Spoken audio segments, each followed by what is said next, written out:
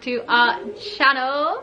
We thought we would sit down today and do what everyone is always after, but we've never really had much to say up until this point, which is a bit of an adoption update. So we've been at a really big standstill for a variety of reasons for a really long time, some of which we've decided not to share, some we can. First we have been going around and people have been like me showing me some lawyers, but first we've been using the local lawyers, I think. We had a lawyer dealing with a lot of stuff with Josh. We had a lawyer who was dealing with a lot of stuff with me, and we had given him money and everything. He just, if anything, he just messed everything up. He just messed everything up because I think he didn't know what he was doing. Yeah, variety of reasons we've been at a standstill. Obviously Josh's ID is completely the wrong date of birth, and it has been an absolute task trying to get that sorted, and we don't yet. However, we were recommended a lawyer, and I heard of this lawyer years ago, back when I adopted Adam, because he did some international adoptions of people I knew, and then he came recommended recently as well. So we decided to go and meet him when I just got back from Uganda, and I mean, he's expensive, but he knows what he's doing.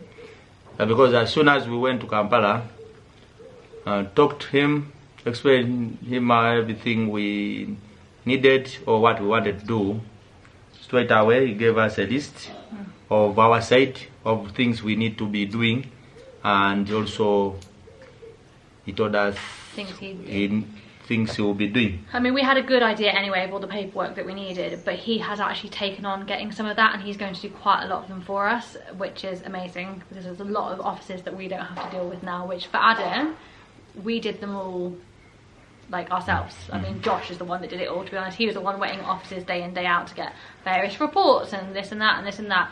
This guy, all included in his lump sum, is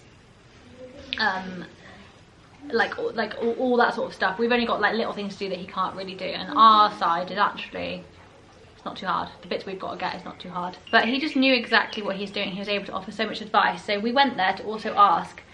So until now, obviously, Adam and I moved back to the UK for all these years with the aim that Josh would be adopting the kids here, and then I would be fulfilling the criteria in the UK for the visas, and that's why we went our separate ways, and obviously things were just not moving or weren't getting there, so we came back.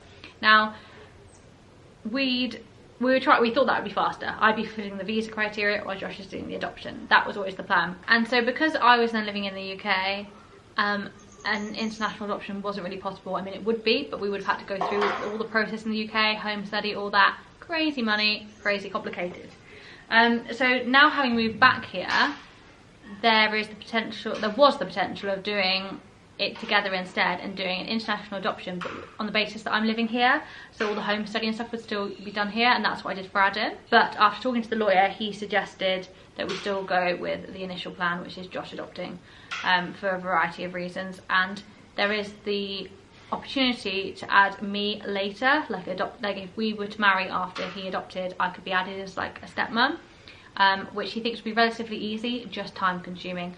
So I'm trying to find out from my lawyer in the UK how imperative that is. Do we do that or do we not? Because it would obviously strengthen the application to get Josh and the kids to the UK, but it's just how important it is, because it will be time consuming, because it has to go through. So this is the other big reason, is because for Josh to adopt, it goes through... It goes through the magistrate court.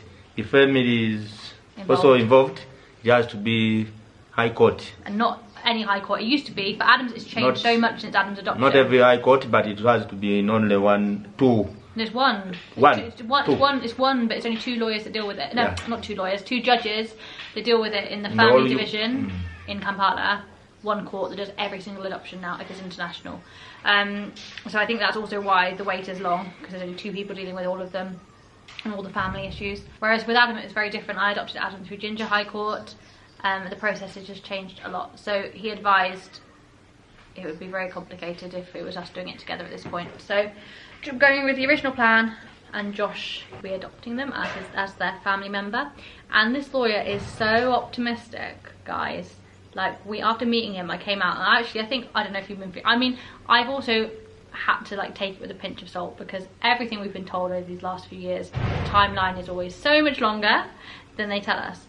But we came out of that meeting and I've been feeling so positive because he told us that the whole thing, once we get our side of paperwork together and we give it to him, he reckons he could have the whole thing completed in a month. 1 month. And I'm like, what? So in my head I then stretched that to like Christmas, because you know things take long. So let's assume some things are going to go wrong. Let's say Christmas. That would still be absolutely incredible if we could get this done by Christmas. So we are feeling very, very positive about it. So we will be taking you around with us when we are doing and getting some bits of paperwork, and we will be keeping you updated. I'm trying to sort Josh's ID. We've got things to do like medical reports, various letters, proof of the kids' schooling, things like that. That's on our list. So yeah. Yeah. So we are feeling very optimistic. Just if it goes through that quickly, it's sooner than I was prepared in terms of getting everything ready for the visa. We're not ready for that, unfortunately, at this point in time. It's very expensive, the UK visa, but we're starting to think about it a little bit and what we're going to do about that. Hey, baby boy. Hi guys! Jamesy is not yet home from school, because obviously James is going to a different school to these guys, but he is on his way. But we just wanted to remind you all that there is just one day left until the raffle is drawn. So only one day left until you could be within a chance of winning £100. £1,000. £1,000. So the link will be in our description box. A ticket is just £1, or you can buy like a bundle, and the tickets work out as less than £1 each. And so yeah, we're really excited for that, and to be able to give one of our followers £1,000. So we'd love for you to enter. Do let us know in the comments if you do enter, and that will be drawn tomorrow night. So yes. And also, good luck! Good luck if you and if you don't, get the raffle, don't cry. Don't cry. But if you did win the £1,000, you have to let us know what you would spend it on. I would spend it, if I was a subscriber, I would spend it on a Lamborghini and a mansion. Not sure it'll buy you that. What would you spend £1,000 on, Tally, if you won £1,000? What would you buy? I buy what? Yeah, what would you buy? I buy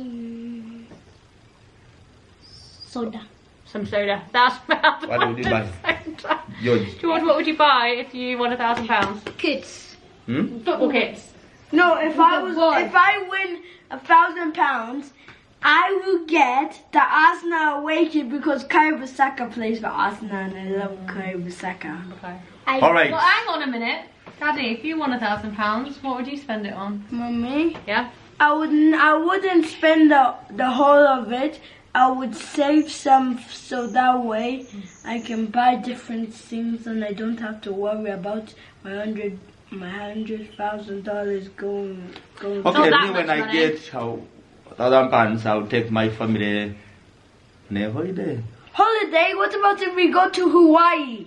Yes, Hawaii. we go to Not enough Hawaii. money for that, guys. There's not enough money for that. Alright. Right, Thank you for watching this video. Bye.